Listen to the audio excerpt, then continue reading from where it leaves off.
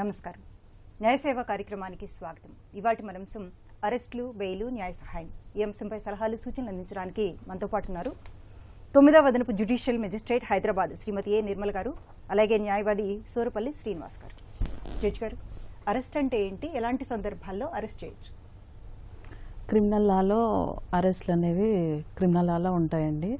ఇప్పుడు నేరాలు రెండు రకాలుగా చెప్పుకోవచ్చు. మనం బిఎన్ఎస్ఎస్లో కానీ మనం క్రిమినల్ ప్రొసీజర్లో కానీ మనం నేరాలని రెండు రకాలుగా చెప్పుకోవచ్చు.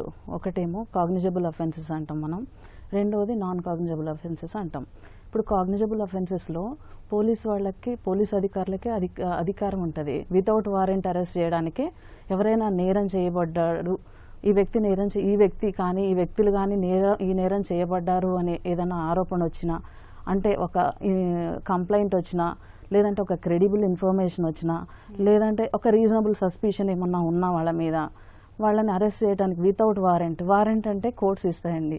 ఆ కోర్ట్స్ నుంచి కూడా వారెంట్ లేకుండా వాళ్ళు డైరెక్ట్గా ఆ అక్యూజ్ పర్సన్ని అరెస్ట్ చేయడానికి వాళ్ళకు ఒక అధికారం ఉంటుంది. ఇది కాగ్నిజబుల్ అఫెన్సెస్ అంటాం వాటిని. ఆ కాగ్నిజబుల్ అఫెన్సెస్లో అరెస్ట్ అంటే ఏంటి, మనం లీగల్ ఒక కస్టడీలోకి తీసుకోవడం అనమాట. వాళ్ళని ఎవరినైతే అక్యూజ్డ్ పర్సన్ని పోలీస్ కస్టడీలోకి తీసుకుంటామో దాన్ని అరెస్ట్ అంటారండి. అది కాగ్నిజబుల్ అఫెన్సెస్లో without warrant from the court జరుగుతుంటుంది. నాన్ కాగ్నిజబుల్ అఫెన్స్లోనేమో జనరల్గా మనకి పర్మిషన్ కావాల్సి వస్తుందండి. అది అరెస్ట్ అంటే వాళ్ళ కస్టడీలో ఒక 24 hours వరకు పెట్టుకోవచ్చు. పోలీసులు వాళ్ళ కస్టడీలో పెట్టుకొని 24 hours కన్నా మించకూడదు. వాళ్ళ కస్టడీలో అక్యూజ్ని ఉంచకూడదు. వాళ్ళని వెంటనే నియరెస్ట్ వాళ్ళ జ్యూరిడిక్షన్లో ఉన్న జ్యుడిషియల్ మ్యాజిస్ట్రేట్ ముందు ప్రొడ్యూస్ చేయాలి ఆ అక్యూజ్ని. దాన్ని అరెస్ట్ అంటామండి. వాళ్ళ మీద ఆరోపణ రావాలి, వాళ్ళ మీద కంప్లైంట్ అయినా ఉండాలి, లేకపోతే సస్పిషన్ అయినా ఉండాలి, లేకపోతే ఇన్ఫర్మేషన్ క్రెడిబుల్గా ఉండాలి వీళ్ళు నేరం చేశారని. అప్పుడు వారెంట్ లేకుండా అరెస్ట్ చేసి వాళ్ళ కస్టడీలో పెట్టుకొని ప్రైమరీ ఇన్వెస్టిగేషన్ చేసి, ఆ ఇన్వెస్టిగేషన్ అనేది 24 hours ఎవరు కంప్లీట్ చేయలేరు. దాదాపు కంప్లీట్ చేయలేనప్పుడు మన నియరెస్ట్ మ్యాజిస్ట్రేట్ ముందు ప్రొడ్యూస్ చేయాలి. ఎందుకు అలా ప్రొడ్యూస్ చేయాలంటే వాళ్ళ కస్టడీ సేఫ్ కాదు కాబట్టి జ్యుడిషియల్ కస్టడీకి ఇస్తాం వాళ్ళు. అలా మనకి బిఎన్ఎస్లోను మళ్ళీ క్రిమినల్ ప్రొసీజర్ కోడ్లోనూ అలా ఉంది. ఆ ప్రొసీజర్ మనం ఫాలో అవుతున్నాం. కోర్ట్స్ కానీ మన పోలీస్ కస్టడీ అంటే ఏంటి, అలాగే జ్యుడిషియల్ కస్టడీకి తర్వాత పోలీస్ కస్టడీకి ఉన్న తేడా అంటే, ఇప్పుడు ఆరోపణ కంప్లైంట్ వచ్చింది అన్నాం కదా, ఆ కంప్లైంట్ వచ్చిన వ్యక్తిని వాళ్ళు అదుపులోకి తీసుకోవాలి. ఆ ఇన్వెస్టిగేషన్ పర్పస్ ఏది, ఇన్వెస్టిగేషన్ పర్పస్ కోసం వాళ్ళు అదుపులోకి తీసుకుంటారు. అదుపులోకి తీసుకొని విచారణ స్టార్ట్ చేస్తారు. వాళ్ళ కస్టడీ ఆ విచారణ 24 hours లోపల వాళ్ళ దగ్గర పెట్టుకొని విచారణ చేసేటప్పుడు వాళ్ళ కస్టడీలో ఉన్నట్టు. తర్వాత ఇమీడియట్గా వాళ్ళు 24 hours క్రాస్ అవ్వకముందు మన ముందు ప్రొడ్యూస్ చేయాలి మ్యాజిస్ట్రేట్ ముందు. దాన్ని జ్యుడిషియల్ కస్టడీ. అప్పుడు మనం కూడా మన దగ్గర పెట్టుకోము, మనం జైలుకి సెండ్ చేస్తాం, దాన్ని రిమాండ్ అంటాం. అది జ్యుడిషియల్ కస్టడీ అవుతుంది. అంటే జ్యుడిషియల్ రిమాండ్ వేరు, పోలీస్ రిమాండ్ వేరు. పోలీస్ రిమాండ్ ఉండదు, పోలీస్ కస్టడీ. వాళ్ళ కస్టడీలో పెట్టుకొని మన దగ్గర ప్రొడ్యూస్ చేసి మనం రిమాండ్కి పంపిస్తాం. మన కోర్టులో పెట్టుకోము, ఒక ప్లేస్ అనేది ఉంది వాళ్ళకి, జైలు. ఆ జైలుకి పంపిస్తాం వాళ్ళని, రిమాండ్ అంటాం. అలాగే బెయిల్ అంటే ఏంటి, బెయిల్ ఎన్ని రకాలు ఉన్నాయి, ఎలాంటి సందర్భాల్లో బెయిల్ ఇవ్వరు? బెయిల్స్ 6 types ఉన్నాయండి. Bails in bailable offences first 436. ఇప్పుడైతే మన యాక్ట్స్ చేంజ్ అయిన బిఎన్ఎస్లో కూడా 436 సెక్షన్ని దాని కరెస్పాండింగ్గా ఇంకో సెక్షన్ ఇచ్చారు. 436 బెయిలబుల్ అఫెన్స్లో అక్యూజ్డ్ ఏం చేస్తాడంటే కంపల్సరీగా అతనికి అక్యూజ్డ్ అనే పర్సన్కి లేదా పర్సన్స్కి బెయిల్ అనేది రైట్. అక్యూజ్ పర్సన్ బెయిల్ని క్లెయిమ్ చేయొచ్చు, ఎలా మ్యాటర్ ఆఫ్ రైట్గా, ఇది నా రైట్ అని క్లెయిమ్ చేయొచ్చు. కోర్ట్స్ కూడా ఆ విధంగానే బెయిలబుల్ అఫెన్సా నాన్ బెయిలబుల్ అఫెన్సా అనేది మనకు క్రిమినల్ ప్రొసీజర్ కోడ్లో చెప్పారు. ఆ దాంట్లో మనం చూసుకొని ఏది బెయిలబుల్ ఏది నాన్ బెయిలబుల్ చూసుకొని ఈ అఫెన్స్ బెయిలబుల్ అనేసి వెంటనే మనం బెయిల్ గ్రాంట్ చేసేస్తాం. As a matter of right accused can claim the bail in bailable cases. అదొక బెయిల్ టైపు. ఇంకొకటి bail in non bailable offences, ఆ సెక్షన్ 437. దానికి కరెస్పాండింగ్గా కూడా మనకి ఒక సెక్షన్ బిఎన్ఎస్ఎస్లో వచ్చింది. అయితే దాంట్లో ఏంటంటే మనము నాన్ బెయిలబుల్ అంటే బెయిల్ మ్యాటర్ ఆఫ్ రైట్గా క్లెయిమ్ చేయలేడు, పిటిషన్ వేయలేడు, మాకు బెయిల్ కంపల్సరీ రావాలని అక్యూజ్ డిమాండ్ చేయలేడు కోర్టుని. కాబట్టి అదే డిస్క్రిషన్, కోర్టు డిస్క్రిప్షన్ సర్కమ్స్టాన్సెస్ బట్టి ఇన్వెస్టిగేషన్ పెండింగ్ ఉందా, ఇన్వెస్టిగేషన్ కంప్లీట్ అయిందా అనేదాన్ని అన్ని ఎగ్జామిన్ చేసుకొని కోర్టు అనేది డిస్క్రిప్షన్ యూజ్ చేసి మనకి బెయిల్ గ్రాంట్ చేస్తుంది. అది నాన్ బెయిలబుల్ అఫెన్సెస్ 437 అది ఉంది. తర్వాత యాంటిసిపేటరీ బెయిల్ అని వినే ఉంటారండి. యాంటిసిపేటరీ బెయిల్ పవర్ లోయర్ కోర్ట్స్కి ఉండదండి. Lower courts like magistrate court కానీ వాళ్ళకన్నా కొంచెం ఆ కోర్ట్స్కి అసలు బెయిల్ అది యాంటిసిపేటరీ బెయిల్ పవర్ లేదు. ఓన్లీ సెషన్స్ కోర్టే యాంటిసిపేటరీ బెయిల్ అనేది డీల్ చేస్తుంది. ఎలాంటి సందర్భాలు అంటే ఇప్పుడు అక్యూజ్డ్ కి అప్రహెన్షన్ ఉంది, అరెస్ట్ గురించి అప్రహెన్షన్ ఉంది, ఫలానా పోలీస్ ఆఫీసర్ నా మీద ఇలాంటి అలిగేషన్ వచ్చింది, ఫలానా పోలీస్ ఆఫీసర్ నన్ను అరెస్ట్ చేసే అవకాశం ఉంది అని ఎలాంటి అప్రహెన్షన్ థ్రెట్ గానీ ఉన్నప్పుడు అరెస్ట్ గురించి ఆయన యాంటిసిపేటరీ బెయిల్కి సెషన్స్ కోర్టు కానీ హానరబుల్ హైకోర్టు కానీ అప్రోచ్ అవ్వాలి. యాంటిసిపేటరీ బెయిల్ కూడా తీసుకోవచ్చు. ఇది ఒక టైప్ ఆఫ్ బెయిల్. అంటే అరెస్ట్ కాడు ఆయన, అందులో ముందే బెయిల్ తీసుకుంటా, యాంటిసిపేట్ చేస్తాడు అరెస్ట్ ని, యాంటిసిపేట్ చేసి తీసుకునే బెయిల్ యాంటిసిపేటరీ బెయిల్. సో తర్వాత mandatory bail, statutory bail or statutory bail అని ఒకటి ఉంటుందండి. అది మ్యాండేటరీగా ఇచ్చి తీరాలి. ఎలాంటి సందర్భాలు అంటే ఇందాక మనం అరెస్ట్ అనుకున్నాం కదా, అరెస్ట్ చేసిన వ్యక్తిని 24 hours లో ఇన్వెస్టిగేషన్ కంప్లీట్ కాలేదని మనం మ్యాజిస్ట్రేట్ ముందు ప్రొడ్యూస్ చేస్తారు, మనం రిమాండ్కి పంపిస్తాం. అది ఆ ఇన్వెస్టిగేషన్ స్టార్ట్ చేసి వాళ్ళు చేస్తూ ఉంటారు, ఇన్వెస్టిగేషన్ ప్రాసెస్ కంటిన్యూ అవుతూ ఉంటుంది. అది up to 10 years, below 10 years అఫెన్సెస్లో 60 days లోపట మీరు ఇన్వెస్టిగేషన్ కంప్లీట్ చేయలేదు అంటే ఆ పర్సన్కి లేదా ఆ పర్సన్స్కి అక్యూజ్ పర్సన్స్కి కంపల్సరీ బెయిల్ ఇచ్చి తీరాలి. దాన్ని mandatory bail, statutory bail, default bail అని ఈ 3 రకాలుగా పిలుస్తూ ఉంటాం. అది మన హీనియస్ కొన్ని అంటే like offences attracting the punishment life కానీ లేదు మర్డర్ లేదంటే అబౌట్ 10 years ఇలాంటి కేసెస్లో ఇన్వెస్టిగేటింగ్ ఆఫీసర్ కంపల్సరీగా 90 daysలో ఇన్వెస్టిగేషన్ కంప్లీట్ చేయాలి. 90 daysలో కంప్లీట్ చేయకుండా వాళ్ళు ఛార్జ్ షీట్ వేయకుండా కోర్టు ముందు ఉన్నారంటే ఆ టైంలో మనం డిఫాల్ట్ బెయిల్ ఇచ్చేస్తాం అన్నమాట. తీసుకున్నాండి, మళ్ళీ కంటిన్యూ చేద్దాం. వైజాగ్ నుంచి నరసింహులు గారు, హలో. చెప్పండి. నమస్తే అండి, చెప్పండి. లేదు, మేము హౌస్ మీద ఇంటికి అద్దె లేకుండా డబ్బులు కొట్టి లేక తీసుకున్నామండి. అయితే ఆవిడ ఏం చేసిందంటే ఈ అమౌంట్ కి చెక్ ఇచ్చిందంటే చెక్, ఆ చెక్ ఏమో మేము బ్యాంక్ అయితే బౌన్స్ అయిపోయింది. ఓకే. అయితే అదేమో మేము ఫోన్ చేసి అడిగితే సెల్ ఫోన్ అంటే లోపల పెట్టించండి నెంబర్ మొత్తం మనం. అయితే మాకేమో గవర్నమెంట్ తరఫు నుంచి ఒక లాయర్ని అప్పచెప్పారండి. అదేంటంటే మామూలు నోటీస్ పంపితే ఆ నోటీస్ అది డోర్ క్లోజ్ చేసి చెప్పి మళ్ళా నోటీస్ వెనక్కి వచ్చిందండి. ఓకే. అయితే ఆయన ఏమో ఏం చేశారు, కోర్టులో ఫైల్ చేయకుండా అది వర్క్ అని చేయట్లేదు మేడం గారు. అయితే దీనికి మార్గం అలాగంటే ఇప్పుడు మేము మాకు అమౌంట్ రావాలంటే అరెస్ట్ వారెంట్ ఏమన్నా ఇచ్చారండి కోర్టు నుంచి? లేదండి, ఏది ఇవ్వలేదండి, అసలు ఆయన ఫైలే చేయలేదండి. ఓకే. నరసింహమూర్తి అని నా పేరు, విశాఖపట్నం, నరసింహుడు కాదు. ఓకే అండి, నరసింహమూర్తి గారు. నరసింహ గారు, నరసింహుడు వస్తుంది. నరసింహులు గారు చెప్పండి మేడం, చెప్పండి సార్.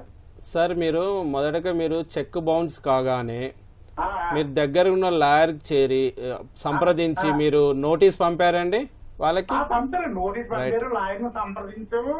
అది ఆ నోటు కూడా వెనక్కి వచ్చిందండి. నోటు వాళ్ళ అవసరాలు తీసుకోకుండా వెనక పంపించారు లాయర్కి. అర్థమైంది సార్, అర్థమైంది. వాళ్ళు నోటు అడ్రస్ తప్పుంటే మళ్ళీ ఒకసారి పంపాలండి, మరొకసారి. కరెక్ట్ గా ఇచ్చానండి. Right sir. వాళ్ళు తీసుకోకుండా తిరిగి పంపారనుకోండి, మీరు పంపితే కోర్టు వాళ్ళకి అందినట్టే ఉంటుందండి. మీరు తిరిగి పంపినా అందినట్టే కోర్టు భావిస్తుంది. భావించిన తర్వాత వాళ్ళకు మీకు సమన్స్ ఇష్యూ చేస్తుంది. సమన్స్ ఇష్యూ చేసిన తర్వాత నార్మల్ రెగ్యులర్ కోర్టు ప్రొసీడింగ్స్ ఉంటాయి. ప్రొసీడింగ్ ఉంచిన తర్వాత మీరు ఆ చెక్ ఎందుకు ఇచ్చారు, ఎలా ఇచ్చారని మీరు ప్రూవ్ చేసుకున్న తర్వాత మీకు దాని ప్రకారం తీర్పు వస్తుందండి. కామారెడ్డి నుంచి రఘునాథ్ రెడ్డి గారు, హలో. హలో రఘునాథ్ రెడ్డి గారు, నమస్తే అండి, చెప్పండి. నమస్కారం మేడం, చెప్పండి. హలో, మీ సమస్య ఏంటో చెప్పండి సార్. మేడం మేడం చెప్పండి. చెప్పండి. నమస్కారం మేడం. ఏం లేదు, నా పైన గ్రామ పంచాయత్ కార్యదర్శి ఒకటి SC/ST అట్రాసిటీ కేసు పెట్టింది మేడం. ఓకే. అయితే కేసు 4 సంవత్సరాలు నేను కోర్టు చుట్టూ తిరిగినాను మేడం. 5 మంది సాక్షులు ఉంటే 5 మంది సాక్షులు కూడా అక్కడ లేరు. వ్యక్తులను పెట్టి లేకుండా అక్కడ పెట్టి నాకు ఇబ్బంది పెట్టింది మేడం. 5 మంది సాక్షులు కూడా నా పేరు చెప్పారు మేడం, మేము లేము అక్కడ, మాకేం తెలియదని. మిమ్మల్ని ఏమైనా అరెస్ట్ చేశారా అండి? అరెస్ట్ చేయలేదు మేడం. నాకు వారెంట్ వస్తే నేను కోర్టుకి వెళ్ళినా మేడం, అడ్వకేట్ గారికి పెట్టుకున్నా. ఓకే. పెట్టుకుని 5 సంవత్సరాలు తిరిగితే మళ్ళీ మొత్తం 5 మంది కూడా మేము అక్కడ లేము, మాకేం తెలియదు అని చెప్పింది మేడం. ఆ కేసు మీద నేను గెలిచిన మేడం. హలో, మిమ్మల్ని అరెస్ట్ చేశారా అండి? చెప్పండి. అరెస్ట్ చేయలేదు మేడం, అరెస్ట్ చేయలేదు. కాకపోతే వారెంట్ వస్తే కోర్టుకి తిరిగాను మేడం. నేను 5 years తిరిగాను. ఓకే. నేను చిన్న సన్నకారు రైతు మేడం. నాకు విలేజ్ లో కొంచెం విలువ ఉన్న వ్యక్తిని నా పరువు నష్టం, నాకు పరువు పోయినట్టు చేసింది మేడం. అందుకోసం ఆయన పైన పరువు నష్టం దావా వేసుకోవచ్చా మేడం? సార్, మీది విచారణ కంప్లీట్ అయి తీర్పు వచ్చిందని రఘునాథ్ గారు? తీర్పు వచ్చింది సార్. జనవరి 22 తీర్పు వచ్చింది సార్. జడ్జిమెంట్ కాపీ కూడా నేను తీసుకున్నాను సార్ జడ్జి గారి దగ్గర. రైట్. దాంట్లో మీకేమైనా సార్ వినండి సార్ రఘునాథ్ గారు, ఇప్పుడు మీరు దాంట్లో మీరు తప్పుడు సాక్ష్యాలు ఇచ్చారు అని ఏమైనా ఉందా అండి? అలా ఇచ్చారా, లేకుంటే మనకు ప్రూవ్ చేయలేకపోయారు కాబట్టి అని మీకు అక్విటల్ ఇచ్చారా? జడ్జిమెంట్ చెప్పండి సార్. ఇప్పుడు వాళ్ళు అక్కడ లేరు, మేము లేమని చెప్పింది రాసింది సార్ దాంట్లో. సార్ అంటే ఒకటండి, తప్పుడు సాక్ష్యాలతోటి కేసు ఫైల్ చేస్తే మీ పేరు మీద ఎవరైతే చేశారో వారి కింద పర్జ్యూరీ కింద కేసు వేయచ్చు. అంతేకాకుండా మీకు జరిగిన నష్టానికి డ్యామేజ్ కింద ఆ డబ్బు రూపంలో కూడా కావడానికి డ్యామేజ్ కింద 2 రకాలు వేయచ్చు సార్. సివిల్ కేసు ఒకటి వేయచ్చు, నెక్స్ట్ ఈ పర్జ్యూరీ కింద మీ మీద కేసు వేయచ్చు సార్. కానీ ఆ తీర్పు కాపీ చూడాలి సార్. తీర్పు కాపీ చూసి దాని ప్రకారం మనం ప్రొసీడ్ కావాలి. మీకు దగ్గరలో ఉన్న అడ్వకేట్ని సంప్రదించండి, దాని ప్రకారం అతడు సమస్యను పరిష్కరిస్తాడు సార్. తీర్పు కాపీ చూడకుండా మనం క్లియర్గా చెప్పలేమండి. జడ్జి గారు, అరెస్ట్ చేసినప్పుడు మేల్కి ఫీమేల్కి ఏమైనా డిఫరెన్సెస్ ఉంటాయా? ఉంటాయండి. ఆ మెయిల్ని అరెస్ట్ చేసినప్పుడు మెయిల్ పోలీస్ ఆఫీసర్స్ అరెస్ట్ చేస్తారు. ఫీమేల్ని అరెస్ట్ చేసినప్పుడు కంపల్సరీ ఫీమేల్ ఆఫీసర్ అంటే పోలీస్ ఆఫీసరే అరెస్ట్ చేయాలనేది రూల్స్ ఉన్నాయి మనకి చట్టాలలో. తర్వాత ఈ మెయిల్ని ఎప్పుడంటే ఆ టైం ఏమి ఉండదు వాళ్ళకి పర్టికులర్గా. ఫీమేల్కి వచ్చేసరికి before sunset after sunrise మాత్రమే వాళ్ళని అరెస్ట్ చేయాలి అనేది ఒక రూల్ ఉంది. ఒకవేళ ఎక్సెప్షనల్ సర్కమ్స్టాన్సెస్ ఏమన్నా ఉంటే మన కోర్టు నుంచి గ్రాంట్ తెచ్చుకొని పర్మిషన్ తెచ్చుకొని వాళ్ళని ఆ టైంలో అరెస్ట్ చేయడానికి ఉంటుంది. అది కూడా with lady constable or lady police ఆఫీసర్తో మాత్రమే వాళ్ళు అరెస్ట్ చేయించాలండి. అలాగే అరెస్ట్ కాబడిన వ్యక్తికి ఎలాంటి రైట్స్ ఉంటాయి, ఎలాంటి హక్కులు ఉంటాయి?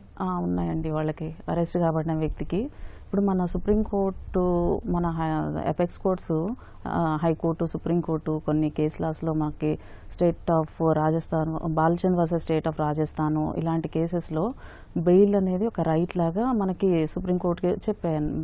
అరెస్టెడ్ పర్సన్కి బెయిల్ అనేది ఒక రైట్ అనేది. ఎందుకంటే వాళ్ళు until their guilt is proved before the court వాళ్ళు ఇన్నోసెంట్ లాగానే మనం ప్రెజ్యూమ్ చేసుకోవాలి. వాళ్ళ గిల్ట్ ప్రూవ్ అయ్యే వరకు, అప్పటిదాకా వాళ్ళు నేరం చేయనట్టుగానే భావించాలి అనేది ఉంది ప్రూవ్ అయ్యేంత వరకు. కాబట్టి అలాంటి వాళ్ళకి మనం అరెస్ట్ చేసినప్పుడు వాళ్ళని హింసించొద్దు. మనము అంటే ఇన్ ద సెన్స్ పోలీసు హింసించొద్దు వాళ్ళకి. తర్వాత వాళ్ళ అరెస్ట్ గురించి, వాళ్ళ అరెస్ట్ గ్రౌండ్స్ గురించి వాళ్ళకి ముందు ఇన్ఫార్మ్ చేయాలి అరెస్ట్ చేసినప్పుడు. తర్వాత వాళ్ళ ఫ్యామిలీ మెంబర్స్కి ఇప్పుడు మన 47 BNSSలో చెప్పారు, అది ప్రీవియస్ కూడా మన CRPCలో ఉంది. తర్వాత వాళ్ళకి ఫ్యామిలీ మెంబర్స్కి ఇంటిమేషన్ ఇవ్వాలి. ఒకవేళ ఏమైనా ఇంట్రాగేషన్ ఏదైనా చేసేటప్పుడు వాళ్ళు అడ్వకేట్ అసిస్టెన్స్ కూడా తీసుకోవచ్చు. కాకపోతే వాళ్ళ ప్రెజెన్స్ అనేది వాళ్ళ తీసుకోవచ్చు, అసిస్టెన్స్ తీసుకోవచ్చు. ఇలాంటి రైట్స్ ఉన్నాయండి. ఓకే లాయర్ గారు, అలానే బెయిల్ పొందాలంటే ఛార్జ్ షీట్, FIR రాయాలంటారా? రాస్తే ఏంటి, రాయకపోతే ఏంటి? సార్, మనం ముఖ్యంగా బెయిల్లో రెగ్యులర్ బెయిల్, యాంటిసిపేటరీ బెయిల్ అని ఉంటుంది కదండి. ఈ FIR వేసిన తర్వాత 7 సంవత్సరాల లోపు శిక్ష ఉండే ఏమైనా సెక్షన్లు ఉంటే అది అరెస్ట్ చేయకుండా పోలీసులే మనకు స్టేషన్ బెయిల్ అంటారు, అంటే 41 CRPS నోటీస్ ఇస్తారు. ఇప్పుడు BNS 35 నోటీస్ ఇచ్చు 7 సంవత్సరాల లోపు ఉన్న వాటికి అరెస్టులు ఉండవండి. కొత్తగా వచ్చిన తీర్పు ప్రకారము 7 సంవత్సరాలు పైబడిన నేరాల్లో మాత్రమే అరెస్ట్ ఉంటుంది. ఎప్పుడు ఒకవేళ మీకు అరెస్ట్ చేసి జైలుకు పంపించారనుకోండి, అప్పుడు మీరు రెగ్యులర్ బెయిల్ వేయాలి. ఒకవేళ మీరు FIR రాసిన తర్వాత మిమ్మల్ని అరెస్ట్ చేస్తారని మీరు యాంటిసిపేట్ చేస్తే మీరు అప్పుడు యాంటిసిపేటరీ బెయిల్ వెళ్తారు. ఇక ఈ FIR మరి ఛార్జ్షీట్ మధ్యలోనే ఈ బెయిల్ కానీ యాంటిసిపేటరీ బెయిల్ కానీ రెగ్యులర్ బెయిల్ కానీ ఉంటుందండి. ఓకే, అంటే ఎన్ని రోజుల్లో ఛార్జ్షీట్ వేయాలంటారు? ఇక్కడ కూడా అండి ఛార్జ్షీట్ కొన్ని తీవ్రమైన నేరాల్లో మాత్రం తప్పకుండా 90 రోజుల లోపల ఛార్జ్షీట్ వేయాలి. లేకుంటే వాళ్ళకు మనకు డిఫాల్ట్ బెయిల్ అంటారు, స్టాచ్యూట్ బెయిల్ వస్తుంది. ఇంకా దానికంటే తక్కువ తీవ్రమైన నేరాలలో 60 రోజుల్లోపు మనకు ఛార్జ్షీట్ ఫైల్ చేయాల్సి వస్తుంది. లేకుంటే వాళ్ళకి ఆటోమేటిక్గా బెయిల్ పొందడానికి అర్హులు అవుతారండి. ఓకే, ఒక కాల్ తీసుకుందాం అండి. ఖమ్మం నుంచి ఫరూక్ గారు. హలో ఫరూక్ గారు, నమస్తే అండి, చెప్పండి. మేడం నమస్తే. మేడం నమస్తే అండి. మేడం నేను రిటైర్డ్ ఎంప్లాయీ మేడం. ఒక వ్యక్తి దగ్గర డబ్బులు తీసుకున్నా మేడం. ఓకే, డబ్బులు తీసుకొని నేను 5 లక్షలకు 12 లక్షలు కట్టాను మేడం. దాని మీద నాకు బాగా హరాస్మెంట్ చేస్తా అంటే నేను సిపి గారిని కలిసి దాని మీద 194 FIR అయింది మేడం. దాంట్లో ఒక 10 మంది మొత్తం విట్నెస్లు ఉండి చెక్కులు అన్ని తీసుకొచ్చారు మేడం. నా చెక్కులు ట్రాన్స్ఫర్ నోట్లు వాళ్ళే ఉండి వాళ్ళు నా మీద 5 లక్షల కోటి OS కోటి నా ప్రజెంట్ ఇప్పుడు ఒకటి నోటీస్ పంపించారు మేడం, అటాచ్మెంట్ అని చెప్పేసి నన్ను హరాస్మెంట్ చేస్తాను మేడం. నేను హార్ట్ పేషెంట్, నాకు న్యాయమైన సలహా కావడం కోసం మీకు. ఓకే లాయర్ గారు. సార్ ఫరూక్ గారు, మీరు చెక్కులు ఇచ్చారు కదా సార్ అవతల వ్యక్తికి? చెక్కులు ఇచ్చిన తర్వాత చెక్ బౌన్స్ చేశాక మీకు చెక్ బౌన్స్ కేసు వేశారు, దాంతో పాటు మీ ప్రాపర్టీ కూడా అటాచ్ చేశారు. అవును సార్. ఓకే, మీరు ఒకవేళ మీరు ఏదైతే ట్రాన్సాక్షన్ చేసిన దాంట్లో నేను ఏదైతే ట్రాన్సాక్షన్స్ కమిట్ చేశానో ఆ వాటికి నేను డబ్బులు ఇచ్చానని మీరు ఆ చెక్ బౌన్స్ కేసులో నిరూపించుకోగలిగితే అప్పుడు ఆ చెక్ బౌన్స్ కేసును కొట్టేస్తారు సార్. మీరు చెక్ మీ ఇప్పుడు కోర్టు ప్రొసీడింగ్లో ఉంది కాబట్టి ఆ ప్రొసీడింగ్ విచారణ అంతా కంప్లీట్ అయిన తర్వాత మీకు తీర్పు వస్తుంది. కానీ విచారణలో మీరు స్పష్టంగా మీ లాయర్కి చెప్పండి, మీరు ఈ ట్రాన్సాక్షన్ సంబంధించిన డబ్బులన్నీ ఇచ్చాను, ఆ చెక్కులు ఏ విధంగా ఇచ్చారు, ఏ సందర్భంలో ఇచ్చారు అనేది మీరు స్పష్టంగా చెప్తే దాని ప్రకారం వస్తుంది సార్. ఫరూక్ గారు, అరెస్ట్ వారెంట్ ఏమన్నా వచ్చిందా? హలో ఫరూక్ గారు, అరెస్ట్ వారెంట్ ఏమన్నా వచ్చిందండి? హలో ఫరూక్ గారు, మీరు టీవీ చూస్తూ మాట్లాడుతున్నారు. ఓకే, అరెస్ట్ వారెంట్ ఏమో వచ్చినట్టు అనిపించట్లేదు. లేదండి, ఇక్కడ ఏంటంటే చెక్ బౌన్స్ కేసులలో ఎప్పుడైతే మనకు కోర్టు నుంచి సమన్స్ వచ్చిన తర్వాత వాళ్ళు విచారణకు వస్తారు. విచారణకు రానప్పుడు అప్పుడు మాత్రమే ఈ చెక్ బౌన్ అరెస్ట్ ఉంటుంది. కానీ చెక్ బౌన్స్ కేసులలో ఎప్పుడైనా చాలా అన్ని కేసుల కానీ చెక్ బౌన్ కేసు అనేది క్వాసి జ్యుడిషియల్స్. ఈ తీర్పులలో ఎప్పుడైనా చెక్ బౌన్స్ మాత్రం నిర్లక్ష్యం చేయకండి. దీంట్లో తీర్పులో డబుల్ అమౌంట్కి ఫైన్ వేస్తారు, at the same time arrest మీకు జైలుకు శిక్ష కూడా ఉంటుంది. కాబట్టి చెక్ బౌన్స్ కేసుల్ని నిర్లక్ష్యం చేయకూడదు. ఓకే, అలాగే బెయిల్ ఇవ్వాలంటే కాల వ్యవధి అన్న ఉంటుందా అండి? బెయిల్ ఇవ్వడానికి కాల వ్యవధి ఏం లేదు. ఆన్ ద సేమ్ డే కూడా బెయిల్ పిటిషన్ ఫైల్ చేసుకోవచ్చు, అరెస్ట్ అయిన సేమ్ డే కూడా ఫైల్ చేసుకోవచ్చు. దాంట్లో నోటీసు ఐపీపీ గారికి ఇవ్వాల్సి ఉంటుందండి. పిటిషన్ ఫైల్ చేసుకున్నాక ఏపీపీ గారికి నోటీస్ ఇచ్చి వాళ్ళు ఏమైనా కౌంటర్ వేస్తారేమో, ఏమైనా వేస్తారు వాళ్ళు జనరల్గా కౌంటరు. వీనికి బెయిల్ ఇస్తే ఇన్వెస్టిగేషన్కి కోఆపరేట్ చేయకపోవచ్చు, తర్వాత పారిపోయే ఛాన్స్ ఉండొచ్చు, లేకపోతే విట్నెస్ని థ్రెటన్ చేసే ఛాన్స్ ఉండొచ్చు, ట్యాంపర్ చేసే ఛాన్స్ ఉండొచ్చు ఎవిడెన్స్. ఇంకా ఇన్వెస్టిగేషన్ అయితే స్టిల్ పెండింగ్లోనే ఉంది కాబట్టి మీరు బెయిల్ ఇచ్చి ఇబ్బంది చేయకండి అన్నట్టు వాళ్ళు కౌంటర్ వేస్తే మనం సర్కమ్స్టాన్సెస్ని కేసు సర్కమ్స్టాన్సెస్ని స్టడీ చేసి బెయిల్ ఇవ్వచ్చా ఇవ్వద్దా అనేది డిసైడ్ చేసుకొని బెయిల్ ఇవ్వచ్చు, లేదంటే పిటిషన్ డిస్మిస్ కూడా చేయొచ్చు. దానికి ఒక కాల వ్యవధి అనేది ఏం లేదు, ఆ రోజు సేమ్ డే కూడా వేసుకోవచ్చు. అసలు బెయిల్ పొందాలి అంటే ప్రొసీజర్ ఏంటండి? ఎలా బెయిల్ పొందాలంటే ఇప్పుడు బెయిలబుల్ అఫెన్సెస్లో కూడా అరెస్ట్ చేసుకొని తీసుకొస్తారు, ప్రొడ్యూస్ చేస్తారు. బెయిలబుల్ అఫెన్స్లో ప్రొడ్యూస్ చేసినప్పుడు మనం వాడు మ్యాటర్ ఆఫ్ రైట్గా బెయిల్ క్లెయిమ్ చేసినప్పుడు మనం బెయిల్ గ్రాంట్ చేసినాక ఆయన 45 ఫామ్ అనే ఒకటి ఉంటుంది సెకండ్ షెడ్యూల్లో సిఆర్పిసిలో. ఆ ఫామ్ వేసుకుంటే మనం బెయిల్ గ్రాంట్ చేస్తాం ఆ పిటిషన్ మీద, ఆ ఫామ్ మీద. అదే నాన్ బెయిలబుల్ అఫెన్సెస్లో పిటిషన్ కంపల్సరీ వేస్తారు. పిటిషన్ వేసినప్పుడు ఆ పిటిషన్ డిసైడ్ చేసి మనం బెయిల్ గ్రాంట్ చేస్తాం. ఓకే, మరొక కాల్ తీసుకుందాం అండి. భీమవరం నుంచి పద్మావతి గారు. హలో. హలో, నమస్తే. నమస్తే అండి, చెప్పండి. అదేంటి, మా భీమవరం నుంచి కాల్ చేస్తున్నామండి. మాకు కన్వర్టెడ్ క్రిస్టియన్ అయ్యింది, మాకు హిందూ పెళ్లి చేశారండి. అది మోసం చేసి మాకు చెప్పలేదు. ఓకే. అయితే మాకంటే గౌరీ కూడా ఏం ఇవ్వలేదండి వాళ్ళు. ఆ అమ్మాయి ఏమో ఒక సాయంత్రం ఇల్లీగల్ కనెక్షన్ ఉందండి, 45 ఏళ్ళు ఆయన. మా అబ్బాయి కంటే ముందండి. ఓకే. ఆ అమ్మాయి కూడా మ్యారేజ్ కూడా చేసుకుందని మనకి అఫీషియల్ గా చేసుకుంది మేడం. అఫీషియల్ కదండి, అనఫీషియల్ గా చేసుకుందండి. ఆ అమ్మాయి ఏంటంటే అమ్మాయి ఫోన్ మన దొరికిందండి. ఆ ఫోన్ లో అన్ని మెసేజ్లు అబ్బాయితో మాట్లాడి చేసి అన్ని ఉన్నాయండి. ఆ అమ్మాయి ఎక్కడికి వెళ్ళారు, వాళ్ళిద్దరు ఎక్కడికి తిరిగారు, ఏంటి అన్ని ఉన్నాయి మేడం. అయితే మనం ఎనాల్మెంట్ చేసేసాం మేడం. మనం మోసం చేసి హిందూ పెళ్లి చేశారు. వాళ్ళు అరెస్ట్ చేశారు, మెయింటెనెన్స్ కేసు కూడా వేసింది మేడం. మొన్న సంవత్సరం మే నెల ఇదే 18వ తారీఖు అయింది మేడం. ఏప్రిల్ 18. అయితే ఇప్పుడు మా అబ్బాయి యూఎస్ లో ఉన్నాడు మేడం. ఇప్పుడంటే 41 నేను తెచ్చుకున్నామంటే మా అబ్బాయి తెచ్చుకోలేదు. 4 మీద వేసిందండి, మా అమ్మాయి మా మీద, మా వారి మీద, మా అబ్బాయి మీద. అయితే అబ్బాయి రాలేదు. అబ్బాయి రావాలి అని అంటున్నారు మేడం. మా అబ్బాయి వస్తే ప్రాబ్లం అని అంటున్నారు. మాకు జీవనోపాధం అదేనండి బాబు వల్లే.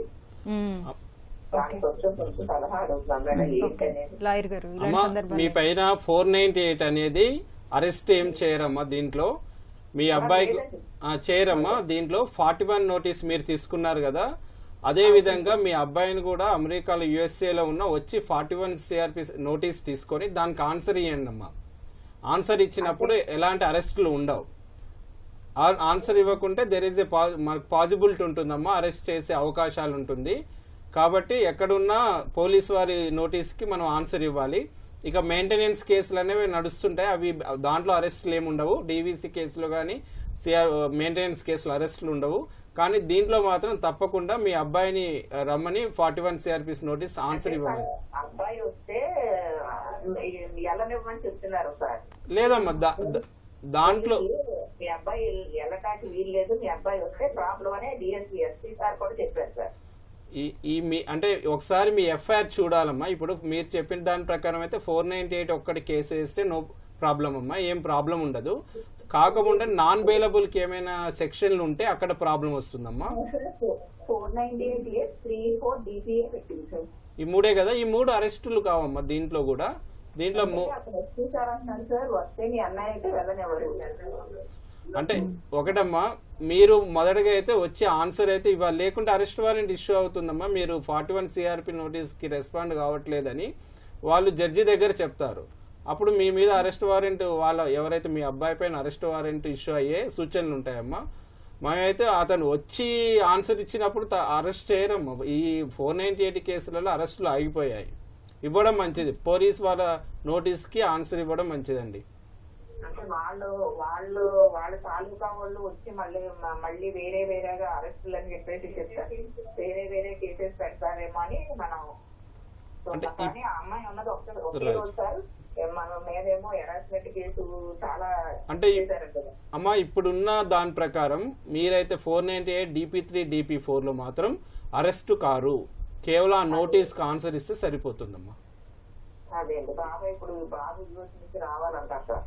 వచ్చి ఆన్సర్ ఇవ్వడం మంచిదిలేమ్మా. లేకుంటే నోటీస్ కి రెస్పాండ్ కావట్లేదని కోర్టు నుంచి అరెస్ట్ వారెంట్లు కూడా ఇష్యూ అయ్యే ప్రమాదం ఉంది. అందుకు అదేనంటే మాకు మళ్ళీ కోర్టులో వేసేసారు అంటున్నారు సార్. మనకి మా ముగ్గురు తీసుకున్నాం కదా, చార్జ్ షీట్ వేసారు అంటున్నారు. చార్జ్ షీట్ అయిందండి, అయిందని చెప్తున్నారు సార్.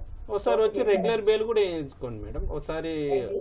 ఒకసారి కోర్టులో ఎప్పుడైతే మీకు ఛార్జ్ షీట్ ఏ రోజైతే కోర్టులో ఉందో పేషి ఉందో మీరు వచ్చి ఒకసారి జడ్జి గారి దగ్గర ఉండడం మంచిదండి.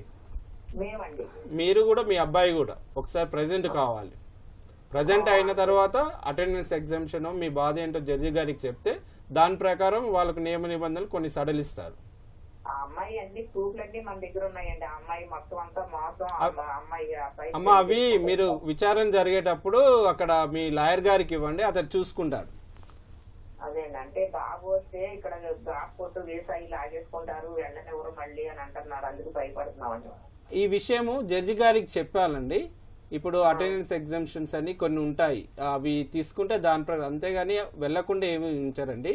మీరు ఈ సెక్షన్ ప్రకారం మీరు చెప్పిన సెక్షన్ ప్రకారం అయితే అరెస్టులు కానీ ఇలాంటివి అయితే ఉండవు. జడ్జి గారు అలానే బెయిల్ ఇచ్చేటప్పుడు ఎలాంటి కండిషన్స్ ఉంటాయి? బెయిల్ ఇచ్చేటప్పుడు కంపల్సరీ ఈ నాన్ బెయిలబుల్ అఫెన్సెస్, తర్వాత యాంటిసిపేటరీ బెయిల్ అనుకున్నాం, బెయిల్ వీటిలలో కంపల్సరీ కండిషన్స్ అని అయితే పెడతారు. ఏమని అంటే ఇన్వెస్టిగేషన్కి కోఆపరేట్ చేయాలి, ఎప్పుడు పిలిస్తే అప్పుడు రావాలి, తర్వాత విట్నెస్ని థ్రెటన్ చేయకూడదు, తర్వాత ఎవిడెన్స్ ట్యాంపర్ చేయకూడదు, ఎటువంటి ఆశ చూపించొద్దు విట్నెస్కి, ఇలాంటి కండిషన్స్ పెడతారు. పాస్పోర్ట్స్ ఏమన్నా ఉన్నా, వేరే కంట్రీస్కి ఫ్లై అయ్యే ఛాన్సెస్ ఏమన్నా ఆ కండిషన్స్ పెట్టి before prior permission from the court తీసుకొని మీరు మూవ్ అవ్వాలనేసి కండిషన్స్ పెట్టి బెయిల్ గ్రాంట్ చేయడానికి అవకాశం ఉంటుంది. మళ్ళీ వీక్లీ వన్స్ ఎప్పుడైనా మీరు పోలీస్ స్టేషన్లో అవసరం ఉంటే వెళ్ళాలి అని మనం కండిషన్స్ పెట్టి కండిషనల్ బెయిల్ లాగా ఇస్తాం. నాన్ బెయిలబుల్ అఫెన్సెస్ కానీ మన superior courts bail, sessions anticipatory bail, అందులో కానీ కండిషన్స్ పెట్టి బెయిల్ ఇస్తాం. టెంపరీగా రిలీజ్ చేస్తున్నాం అక్యూజ్ని, పర్మనెంట్ కాదు. ఒకసారి బెయిల్ ఇచ్చిన తర్వాత మళ్ళీ అరెస్ట్ చేయడానికి అవకాశం ఉంది.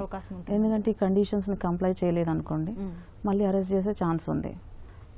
ఏదైతే బెయిల్ కండిషన్స్ పెట్టి బెయిల్ గ్రాంట్ చేస్తామో కండిషన్స్ కంప్లై చేయనప్పుడు మళ్ళీ అరెస్ట్ చేయడానికి ఛాన్స్ ఉంది. అలాగే ఇంతకుముందు కాలర్ మన అడిగారు, వాళ్ళ అబ్బాయి యుఎస్ నుంచి వస్తే ఇక్కడ అరెస్ట్ చేస్తారని భయపడుతున్నారు వాళ్ళు. ఈ సందర్భంలో చేయొచ్చు అంటారా? చేయడానికి అవకాశం ఉందంటారా? అంటే ఇప్పుడు వాళ్ళు చెప్పేది ఏంటంటే ఛార్జ్ షీట్ వేసారు అంటున్నారు. ఛార్జ్ షీట్ వేసారన్న అప్పుడు ఇన్వెస్టిగేషన్ కోసం మళ్ళీ ఆయన్ని అరెస్ట్ చేసే అవకాశం అయితే లేదు. కోర్టులో ప్రెజెన్స్ కోసం మాత్రమే వారెంట్, ఎప్పుడైతే ఆయన తరఫున అడ్వకేట్ ఎప్పుడైనా మనకు పిటిషన్స్ వేసి కానీ అటెండెన్స్ ఎగ్జామ్షన్ చేయించుకొని కానీ ఎప్పటి వరకు నడిపించచ్చు అంటే ఆ కేసుని జడ్జిమెంట్ దాకా, బిఫోర్ జడ్జిమెంట్ స్టేజ్ దాకా నడిపించుకోవచ్చు.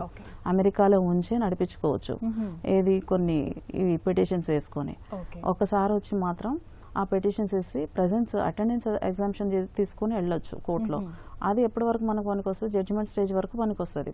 జడ్జిమెంట్ రోజు మాత్రం మనది కన్విక్షన్ అవుతుందా అక్విటల్ అవుతుందా తెలియదు కాబట్టి అప్పుడు ఒకసారి రావాల్సి ఉంటుంది. ఇప్పుడైతే అరెస్ట్ భయం ఏం లేదు. కాల్ తీసుకుందాం అండి. హనుమకొండ నుంచి శ్రీనివాస్ గారు. హలో. హలో, నమస్తే అండి శ్రీనివాస్ గారు, చెప్పండి. నమస్కారం అండి. నమస్తే. మేము ఒక చిట్ ఫండ్ లో కొంత అమౌంట్ డిపాజిట్ చేసామండి. మాకు సర్టిఫికేట్ ఇచ్చారు, మళ్ళీ డెబిట్ సర్టిఫికేట్ ఇచ్చారు. దాన్ని ప్రొడ్యూస్ చేశాక మళ్ళీ కొంత అమౌంట్ ఇచ్చారు మాకు. ఓకే. సో కొంత అమౌంట్ ఇవ్వట్లేదు. వాళ్ళు ఐడిబిఐ బ్యాంక్ లో వేస్తామని అన్నారు, వేయట్లేదు. చెక్ అక్కడ పోయి అడిగితే బ్యాంక్ అమౌంట్ రావట్లేదు అంటే వాళ్ళు చెక్కులు మాత్రం నా దగ్గర ఉన్నాయి. ఎప్పుడు ఇచ్చారండి మీకు చెక్లు? మేడం ఎప్పుడు ఇచ్చారు? Last year January. ఓకే. ఇప్పుడు సార్ చెక్కుల పైన డేట్ ఉందా సార్? చెక్కుల పైన డేట్ ఉందండి. ఏ డేట్ వేసారండి? లాస్ట్ ఇయర్ డేట్ వేసారా? లాస్ట్ ఇయర్ డేటే వేశారు. అంటే ఎప్పుడైనా మనకు చెక్కులు ఇచ్చిన ఈ రోజు జనవరి 1 రోజు ఇస్తే మనం మార్చి 31 లోగా 3 నెలల లోపు వేయాలండి. వేసిన తర్వాత అప్పుడు చెక్ బౌన్స్ అయిన తర్వాత నోటీస్ పంపడము, ఆ తర్వాత రెగ్యులర్ మనీ రికవరీ సూట్ వేసుకోవాలి. మరి మీరు చెక్కు ఇన్ని రోజులు ఉంచకుండా ముందే వేసుకోవాలి కదండి. లేదు సార్, అలా అంటే ఇప్పుడు చెక్ ఇచ్చారంటే మీరు వేసుకోమని ఇచ్చినట్టు కోర్టు భావిస్తుంది. మీరు ఇప్పుడు అలానే ఉంచుకుంటే ఏమవుతుందంటే దానివల్ల ఇప్పుడు 3 months దాటిపోతుంది, ఇప్పుడు చెక్ ఇన్వాలిడ్ అయిపోతుంది, ఇన్వాలిడ్ అవుతుంది. అయినా కూడా మీరు మనీ రికవరీ సూట్ ఒకటి వేయండి సార్. మనీ రికవరీ సూట్ అని మీ దగ్గరలో ఉన్న అడ్వకేట్ని కలవండి, కలిసి దాని ప్రకారం ఈ చెక్స్ కూడా ఇలా ఇచ్చారండి ఇదని మీరు చేస్తే దాని ప్రకారం మీకు సమస్యకి పరిష్కారం వస్తుందండి. Okay, thank you so much అండి. ఇప్పటి వరకు మనం అరెస్టులు, బెయిలు, న్యాయ సహాయం ఈ అంశంపై సలహాలు, సూచనలు స్వీకరించాం. వచ్చే శనివారం 9:30 న్యాయ సేవా కార్యక్రమంలో మళ్ళీ కలుసుకుందాం. అంతవరకు సెలవు. నమస్కారం.